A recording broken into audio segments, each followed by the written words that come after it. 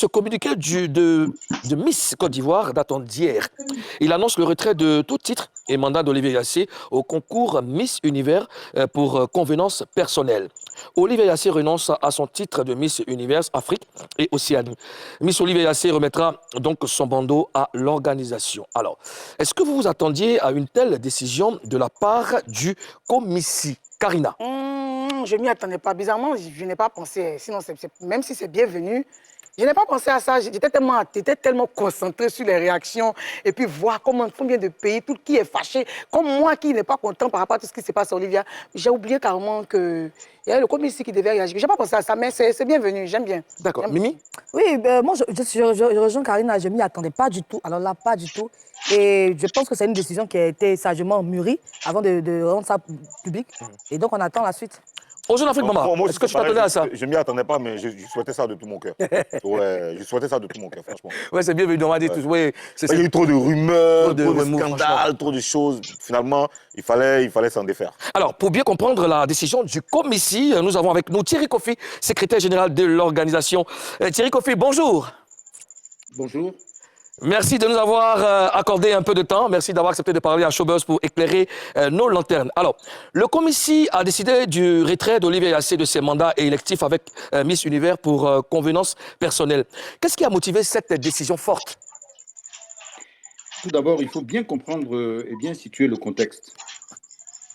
Le commissi propose une candidate au concours Miss Univers et celle-ci remporte un titre continental et océanique et décide, selon ses convictions profondes, de ne pas poursuivre l'aventure.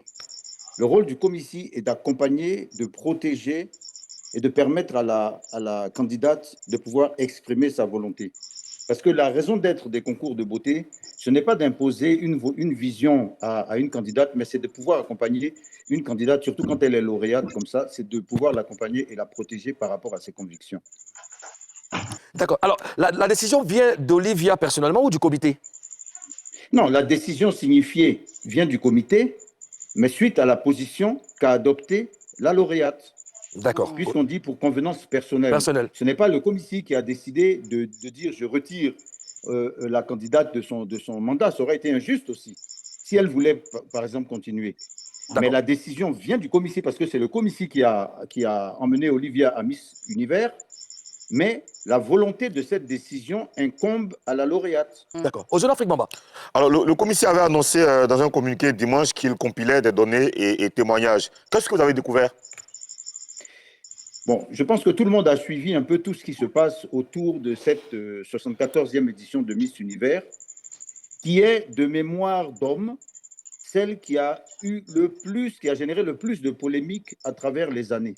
Il n'y a jamais eu un concours international qui a été émaillé d'autant d'irrégularités que celui-là. Wow.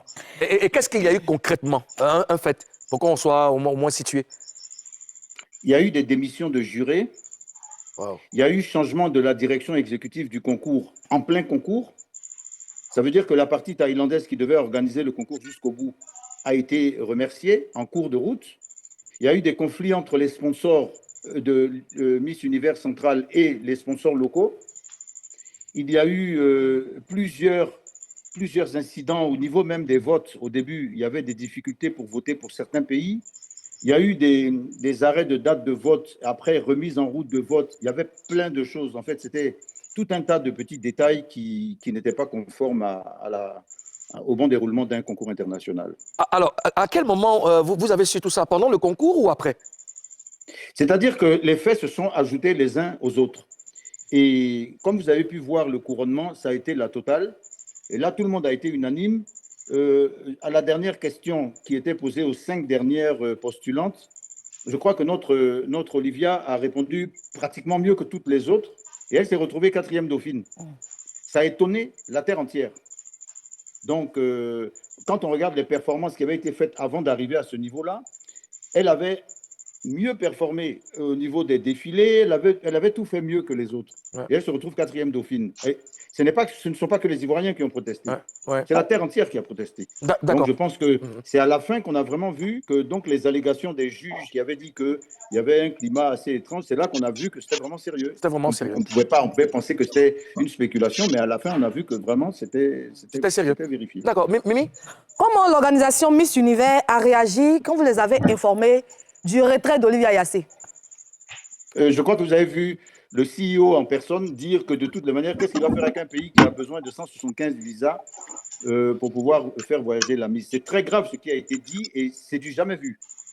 Nous pensons que c'est parce que ce sont des gens qui ont racheté la licence Miss Univers, mais ils n'ont pas vraiment beaucoup d'expérience des concours internationaux, parce que ceux-ci sont régis avant tout par un code d'éthique et de déontologie très strict.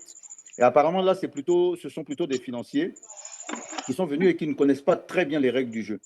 Parce que dire à des personnes qui sont supposées, des pays qui sont supposés être sur le même pied d'égalité, dire que ce pays ne peut pas gagner de toutes les manières parce qu'ils ont besoin de 175 visas pour pouvoir voyager, c'est vraiment d'une maladresse incroyable et inédite. Sur son compte Instagram, le patron de Miss Univers, Raoul Rocha, parle de désinformation, de manipulation et de diffamation sans scrupules. Vous réagissez comment à ça? Ben, vous voyez, il parle, il dit une chose, il dit son contraire. Comme on dit, un faisceau, il y a beaucoup de gens qui simultanément, même Makelele, qui ont des griefs à son encontre. Son partenaire thaïlandais a des griefs à son encontre. Il va parler de diffamation. C'est une diffamation et généralisée à travers le monde à son endroit.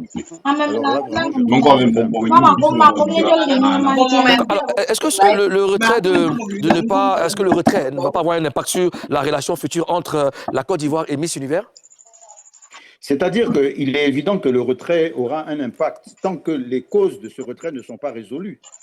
C'est-à-dire que même si on doit revenir dans ce concours, ça veut dire qu'il faut qu'on nous donne des garanties de transparence et d'éthique qui soient suffisantes pour qu'on puisse participer à ce concours-là en protégeant l'intérêt des postulantes ivoiriennes.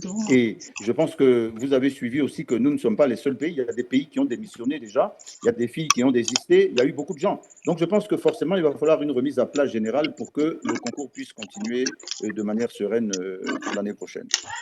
Dans quel état d'esprit se trouve Olivia Yassé en ce moment? Je pense qu'elle est bien parce qu'elle a réagi par rapport à son âme et à sa conscience. Elle a mûrement réfléchi. Parce que vous avez constaté qu'on était à 50-50. Ça veut dire qu'on s'est dit, bon, de temps en temps, des épreuves, il faut les affronter. Ce n'était pas si mal d'avoir déjà le continent africain et l'Océanie. Mais après mûre réflexion, de part et d'autre, on a convenu qu'il fallait à un moment donné mettre un coup d'arrêt à ce genre de situation qui ne font que se répéter dans l'espace et dans le temps. Et le moment de l'Afrique est venu de pouvoir mettre des bornes, des lignes rouges pour qu'aucun pays ne franchisse ces lignes rouges-là. Il faut qu'on devienne un peu plus à cheval sur des principes de transparence et d'équité pour l'Afrique. D'accord. Mimi? Quelle leçon le commissaire tire-t-il de cette situation? La leçon, c'est que ce qui s'est passé avec le comité Miss Univers, en fait, il y a eu un rachat. Il y a eu plusieurs rachats ces dernières années. Donc, en fait, les personnes qui ont racheté la marque n'en ont pas racheté les principes et les fondements éthiques. Donc, désormais, quand nous allons participer à un concours international, nous allons vraiment mener des enquêtes malgré la popularité et la popularité de Miss Univers. Il faudrait qu'on vérifie la capacité à pouvoir être correct du point de vue de l'éthique. Parce qu'il ne suffit pas que des gens rachètent une marque pour garantir la transparence et l'équité du concours. Donc désormais, nous allons vraiment mettre un point d'honneur à bien enquêter, bien vérifier l'éthique et les principes qui prévalent à un concours international avant d'y participer. C'est top. Alors, quel message vous pouvez laisser aux Ivoiriens déçus de ne pas voir Olivia ramener la couronne en Côte d'Ivoire? Je pense que les Ivoiriens ne doivent en aucun cas être déçus parce que nous avons porté la Côte d'Ivoire au sommet de l'univers. Alors là, c'est vraiment la première fois que la Côte d'Ivoire a été scandée comme ça, de manière unanime, partout. Et jusqu'à maintenant, on reçoit des témoignages du monde entier. Tout le monde a entendu comment même les Thaïlandais disent Côte d'Ivoire. C'est-à-dire que tout le monde connaît la Côte d'Ivoire. Ça veut dire vraiment, personne ne doit être déçu. En plus, la vitalité de nos populations qui ont vraiment fortement réagi sur les réseaux sociaux dénote d'un dynamisme de notre jeunesse. Donc, ni Olivia, ni la Côte d'Ivoire, ni le Comici, ni personne n'a rien à regretter de l'expérience qui vient de se passer. Ce sont des leçons à tirer pour l'avenir et nous en ressortons tous grandis et fiers. Alors moi, je dirais, dites avec moi un big up à Olivia, dites un big up à la Côte d'Ivoire, parce que vraiment tout le monde a été engagé. Il y avait une délégation très conséquente. Il y a eu vraiment un impact positif pour notre pays.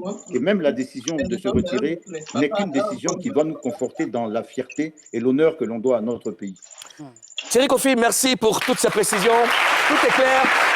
Avec vous, je veux saluer et remercier le président du Comici, M. Victor Yapoubi, le patriarche. Merci. Et puis, quand vous rentrez à Abidjan, la Papouasie est là. Venez faire un tour pour qu'on parle. Alors, je vous dis, hein, c'est samedi l'accueil d'Olivia à l'aéroport, hein, samedi à 15h. Vous aurez la confirmation à travers nos plateformes, mais c'est samedi à 15h. D'accord. On va recevoir notre reine comme il se doit. La reine sera accueillie en tout cas, avec tous les honneurs. Voilà. Merci, M. Thierry Kofi. Merci.